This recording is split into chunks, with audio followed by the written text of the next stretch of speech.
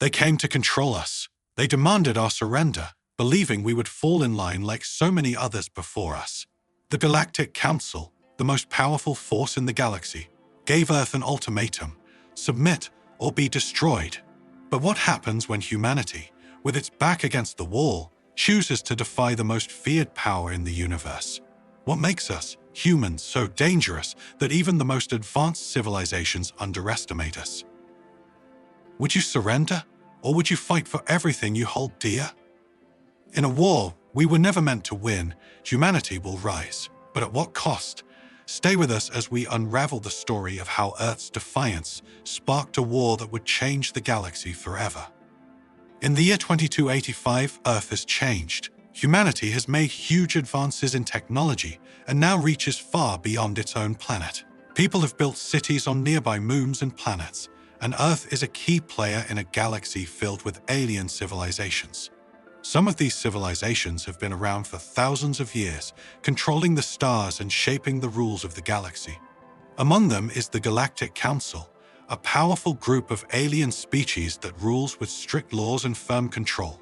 They've kept the galaxy in balance for centuries. Despite all these changes, humanity is still seen as the new kid on the block. While other civilizations look at Earth with curiosity, some view it as a growing threat. Humanity has advanced too quickly, according to the Council, and they worry that Earth will upset the balance of power in the galaxy. The Council, led by the ancient and powerful Extal Dominion, fears that humans are becoming too strong too fast. And so, an ultimatum is sent. The Galactic Council delivers a clear and brutal message to Earth's leaders. They demand that humanity halt all further technological developments, particularly the weapons and military technology that could challenge the Council's authority. Earth is told to surrender its ambitions or face destruction. It is a moment of great tension. Humanity must decide whether to comply or fight back against the overwhelming power of the Council. On Earth, the leaders of the world are thrown into chaos. They gather in the grand chambers of the United Earth Council, a place where every nation's representative speaks with one voice. The ultimatum is discussed in hushed tones, and there is fear among many. Surrendering to the Galactic Council could mean giving up Earth's independence forever. Yet, defying them could mean complete annihilation. But there are those who believe that humanity is stronger than the Council thinks. President Tessa Hale, the calm and determined leader of Earth, faces the difficult decision. She knows that surrender will rob humanity of its future. With this choice, she must stand tall in the face of a galaxy that sees Earth as nothing more than a small, weak planet. Among the key figures at this pivotal moment is Captain Marcus Raines, a military commander with a history of fighting in some of the toughest battles humanity has faced. He is a man who has always believed in human resilience and ingenuity.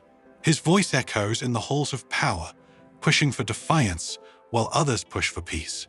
Raines knows that, despite being outnumbered, humanity has something no alien species can match: the will to survive and adapt. Standing alongside him is Dr. Ilara Singh, a brilliant scientist responsible for many of Earth's latest technological breakthroughs. Her work could be the key to Earth's survival, but it also places humanity directly in the crosshairs of the Council's wrath. She believes in using science for progress, and in her hands may lie Earth's only hope of standing against the galaxy's mightiest forces. Together, these leaders must weigh their options: surrender and face a future controlled by alien overseers, or defy the Council and risk total war. The decision they make will change the course of history, not just for Earth, but for the entire galaxy. The ultimatum from the Galactic Council sends shockwaves across Earth. In every corner of the world, people are watching and waiting to see what their leaders will decide. Fear grips the population, knowing that Earth is now facing a decision that could determine its fate. There are no easy answers. Surrender means giving up all the progress humanity has made, while resistance could lead to complete destruction. Inside the grand chambers of the United Earth Council, the tension is thick. The world's most powerful leaders gather around a long table, their faces lined with worry and determination. A heated debate begins. Some argue that they have no choice but to comply with the Council's demands. After all, how can Earth, a single planet, stand against the might of an entire galaxy. They believe it's better to submit now and live than to risk everything in a hopeless fight. But others, led by President Tessa Hale, refuse to accept defeat so easily. President Hale stands at the head of the table, her voice calm but firm as she addresses the council. President Hale, we did not come this far, only to kneel before those who seek to control us. They think we are weak, that we will cower in the face of their power, but they don't understand who we are. Humanity has faced impossible odds before. We've always found a way to survive. We will find a way now. Her words stir something deep within the council. Captain Marcus Raines sits nearby, his eyes locked on the map of Earth and the surrounding stars. He knows the risks, and yet, like Hale, he believes that surrendering will only lead to more demands, more oppression. He has seen too many battles to believe that peace can come from submission. Captain Raines, if we bow now, we'll always be under their thumb. They'll take our freedom, our future, piece by piece. We fight now, or we live as slaves. But the opposition is strong. General Locke, one of the highest-ranking military officials, speaks up, his voice full of doubt. General Locke, and what will we fight with, Raines?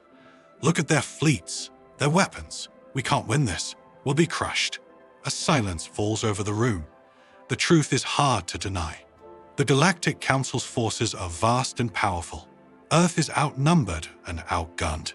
But at that moment, Dr. Ilara Singh, the brilliant scientist who has been quietly listening, steps forward. Her face is serious, but there's a spark of hope in her eyes. Dr. Singh, we may be outnumbered, General, but we are not outmatched.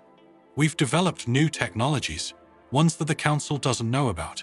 If we use them wisely, we can level the playing field. All eyes turn to her as she explains the breakthrough she and her team have made. The harmonic pulse, a device that could disrupt the alien fleet's communication systems and disable their most advanced weaponry. It's untested, risky, but it could give Earth the edge it needs. President Hale looks at Dr. Singh, the weight of the decision heavy on her shoulders. Is this new technology enough? Can Earth really survive what's coming? There's no way to be sure. But one thing is clear: surrender means the end of humanity's freedom. Defiance may be the only way to preserve their future. After a long pause, President Hale makes her decision. President Hale, we defy the Galactic Council. We will not bow. We will fight for our freedom, whatever the cost. The Council erupts in a mix of relief and anxiety. Some leaders embrace the decision, while others still fear the consequences. But it is done. Earth has made its choice. Messages are sent to every corner of the planet, mobilizing fleets and preparing defenses. Factories shift into overdrive, producing weapons and ships at a rate never before seen. Captain Raines and Dr. Singh stand side by side, watching the preparations unfold. They know that the road ahead will be difficult. The Galactic Council will not take this defiance lightly. But for the first time, they feel a sense of hope. Humanity is stronger than the Council realizes, and they will prove it. Earth's decision to defy the Galactic Council spreads across the galaxy like wildfire. The Council, enraged by humanity's refusal to submit, wastes no time in preparing their retaliation. Messages from distant star systems warn of massive alien fleets gathering, ready to strike. The countdown to war has begun. On Earth, the atmosphere is tense but determined. Factories work day and night, producing starships and weapons at an unprecedented speed. The harmonic pulse, the breakthrough device developed by Dr. Ilara Singh, is the centerpiece of Earth's defense strategy. If it works, it could cripple the alien fleets. But if it fails, Earth's fate may be sealed. Captain Marcus Raines stands in the command center, overlooking the preparations. His face is grim but focused. He knows what's coming, a force far beyond anything humanity has faced before. But he also knows that they have no other choice. He gathers his team, ready to discuss strategy. Captain Raines, the Council won't wait. They'll strike fast, aiming to crush us before we can mount a proper defense. We need to be faster. As the military prepares for battle, Dr. Singh and her team work frantically to ensure the harmonic pulse is ready for deployment. She has doubts. There are still so many unknowns, but there's no more time for tests. They'll have to trust the science and hope for the best. And then, the moment they've all been dreading arrives. Without warning, the skies above Earth and its colonies fill with the dark silhouettes of alien warships, thousands of them descending like a storm. These ships are unlike anything humanity has ever seen, massive, sleek, and armed to the teeth. The Galactic Council has sent its full force, determined to make an example of Earth. This is no longer just about one planet. It's about showing the galaxy what happens to those who dare to defy the Council. Narration: the first blow has been struck. A devastating assault begins. The alien ships unleash their firepower, raining destruction down on Earth's outer defenses and colonies. On the Moon and Mars, human outposts scramble to respond, but the sheer scale of the attack is overwhelming. Explosions light up the sky as Earth's ships engage in desperate battles, outnumbered at every turn. Captain Rains commands his fleet with precision. He knows they can't win this through brute force, so he relies on tactics and speed. His ships dart between the massive alien vessels, striking weak points and retreating before they can be overwhelmed. Captain Rains, hit and run. Keep them off balance. We can't take them head-on. The space battles are intense, chaotic, and brutal, but for every alien ship they destroy, 2 more seem to take its place. Earth's forces are fighting valiantly, but it's clear that they are outmatched. The Galactic Council's fleet is just too large, too powerful. On the ground, the situation is just as dire. Alien troops land on Mars and the Moon, launching ground assaults against human colonies. Earth's soldiers, equipped with advanced exoskeleton suits and AI-driven drones, fight back with everything they have, but the losses are mounting. Back in the command center, President Tessa Hale watches the battles unfold on multiple screens. Her face is tense, knowing that every decision she makes now could determine the fate of billions. She turns to Dr. Singh. "President Hale, is it ready?" Dr. Singh hesitates for a moment, her eyes reflecting the wake of the decision. The harmonic pulse is ready, but it's a huge risk. It could turn the tide of the battle, or it could backfire and disable Earth's own defenses. "Dr. Singh, we don't have a choice. If we wait any longer, it'll be too late." The decision is made. The harmonic pulse will be deployed. Earth's last hope lies in a single untested device. If it works, humanity may survive. If it fails, they may lose everything. The order is given. From a hidden base deep beneath the surface of Earth, the harmonic pulse is activated. A wave of energy surges out across space, targeting the alien fleet. For a brief, terrifying moment, there is silence, and then, one by one, the alien ships flicker, their systems disrupted. Weapons power down, and their communications go dark.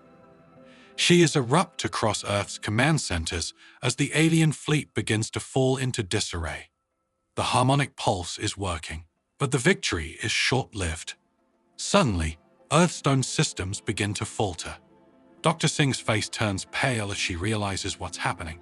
The harmonic pulse is affecting Earth's defenses as well. The technology wasn't ready. It wasn't stable. And now, both sides are struggling to regain control of their ships and weapons. Dr. Singh, no, it's affecting us too. The chaos spreads. Ships on both sides are drifting, powerless, while others regain control and continue the battle. The battlefield is thrown into utter confusion. Earth's forces are still vastly outnumbered, but now they have a chance. Captain Rains, seeing the opportunity, rallies his fleet for one final desperate push. "Captain Rains, this is it. We take the fight to them now, or we lose everything." With the alien fleet in disarray, Earth's forces strike with everything they have left.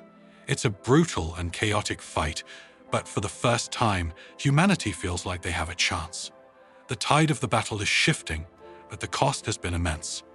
The galaxy watches in disbelief as the impossible happens. Earth, a single, relatively young planet, stands defiant against the full force of the Galactic Council. The harmonic pulse has thrown the battlefield into chaos, and now both sides are scrambling to regain control of their fleets. The Council, furious at the unexpected resistance, orders an all-out assault. This is no longer just about subjugating Earth. It's about sending a message to the entire galaxy. Defiance will not be tolerated. But Earth is not backing down. The skies above Earth and its colonies are filled with the fire of battle. Alien warships, sleek and deadly, swarm like locusts, overwhelming the human defenses. But humanity fights with everything it has. Captain Marcus Rains, at the helm of his flagship, leads the charge, coordinating Earth's fleet with pinpoint precision. Every order he gives is a calculated strike, every maneuver designed to outwit the overwhelming numbers of the enemy. Captain Rains, stay close. We're not here to win in a straight fight. We're here to outlast them. The alien ships are powerful, but their size and numbers make them vulnerable to fast tactical strikes. Earth's fleet, though small, uses speed and intelligence to their advantage. Rains sends his ships into the heart of the enemy formation, targeting critical systems and weak points. Explosions light up the void of space as human ships dart between the massive alien vessels, landing blow after blow. The Galactic War is unleashed. On the ground, the battle is just as intense. Alien forces land on Earth's colonies, launching brutal attacks on human cities and military bases. Soldiers, clad in advanced exoskeleton suits, fight fiercely, using every piece of technology they have to hold the line. Drones swarm through the skies, targeting alien soldiers with precision strikes, while AI-driven defenses repel wave after wave of invaders. But even as Earth fights with everything it has, the cost is heavy. Explosions rock the surface of Mars as alien troops overwhelm the human defenses. On Earth's moon, entire cities are reduced to rubble as the battle rages on. The losses are mounting. Every second, more lives are lost, more ships destroyed. But Earth doesn't falter. The resolve of humanity, forged through centuries of conflict and survival, burns brighter than ever. Back in the command center, President Tessa Hale watches the battles unfold with grim determination. Her heart aches with every report of loss, but she knows that this fight is bigger than any one colony or fleet. This is about the future of humanity. She turns to Dr. Ilara Singh, who stands at her side, still trying to stabilize the harmonic pulse. President Hale, we're holding on, but just barely. How much longer can our systems last? Dr. Singh, I'm working on it. We need more time. The pulse is keeping them off balance, but it's also hitting us hard. They both know the truth. The harmonic pulse, while effective, is unstable. It's a double-edged sword, and Earth's forces are walking a tightrope between survival and total collapse. But time is running out. The Galactic Council's fleets are regrouping, and soon they'll be ready to launch a final, crushing assault. And then it happens. Narration. The turning point. The alien flagship, the command center of the Council's fleet, makes its move. A massive planet-sized warship, it looms over the battlefield, its weapons charged and ready to fire. If it reaches Earth's atmosphere, the destruction will be catastrophic. Captain Rains sees it on his scanners, his heart racing. This is the moment he's been waiting for, the final gamble. Captain Rains, all ships, this is it. Target the flagship. We take it down or we lose everything. Rains orders every remaining ship to focus fire on the alien flagship. Earth's fleet, battered and barely holding together, rallies for one final push. Missiles and laser blasts streak across the void, slamming into the massive warship's shields. For a moment, it seems like nothing is happening. The alien ship is too large, too well protected. But Captain Rains isn't giving up. Captain Rains, bring us in closer. We hit it where it hurts. With a daring maneuver, Rains leads his flagship into the heart of the enemy formation. Alien ships swarm around him, firing in every direction, but he weaves through the chaos with expert precision. His target, the core reactor of the alien flagship. If they can overload it, the resulting explosion will take out the entire enemy fleet. As Rains' ship draws closer, alien fire intensifies. His shields are failing, his weapons systems barely holding together. But he doesn't stop. His crew is ready for this. They know the risks, but they also know what's at stake. The fate of Earth hangs in the balance. With one final, desperate strike, Ranged ship fires a payload of high-energy missiles directly into the flagship's core. There's a moment of silence, a breathless pause as the battlefield seems to freeze. And then, the alien flagship begins to collapse. Its core reactor overloads, and in a blinding flash of light, it explodes, sending shockwaves across the battlefield. The explosion rips through the alien fleet, tearing apart ships and disabling their systems. The once dominating armada falls into disarray, their command structure obliterated. Earth's forces, though battered and broken, have done the impossible. Against all odds, Earth has struck the first blow in the Galactic War. The Council, once thought invincible, is now on the defensive. The surviving alien ships retreat, fleeing back into the depths of space. The war isn't over, but for the first time, humanity has shown the galaxy that they are not to be underestimated. Back in the command center, President Hale watches the retreating alien ships on the screens. Her expression is a mix of relief and exhaustion. Earth has survived for now. President Hale, we've won this battle, but the war has only just begun. The aftermath of the battle leaves the galaxy in shock. The Galactic Council's once mighty fleet lies in ruins, scattered across space. Their flagship, the symbol of their power and control, has been destroyed by a force they had underestimated: humanity. Word of Earth's defiance spreads like wildfire to the farthest reaches of the galaxy. Alien species, long oppressed by the Council, watch in awe and disbelief. If Earth could stand up to the Council, maybe they could too. On Earth, the relief is palpable. The sky, once filled with alien warships, is now clear, but the cost of victory weighs heavily on everyone. The cities on Mars and the Moon are devastated. Thousands of lives have been lost, and the fleet that Captain Marcus Raines commanded is a shadow of what it once was. Ships lie broken, scattered across the battlefield, and repairs will take months, if not years. But for now, Earth breathes a collective sigh of relief. They have survived. In the command center, President Tessa Hale and Dr. Ilara Singh stand side by side, watching the remaining alien ships retreat into the stars. For a brief moment, there is silence. The weight of their decision to defy the Council, the sacrifices made, and the lives lost hanged heavy in the air. President Hale, we did it. We showed them what it means to be human. But this is only the beginning. She turns to Dr. Singh, her face still etched with the strain of battle. President Hale, how long before they regroup? How long before they come back? Dr. Singh shakes her head, still working through the data. The harmonic pulse, while effective, has taken a toll on Earth's own systems.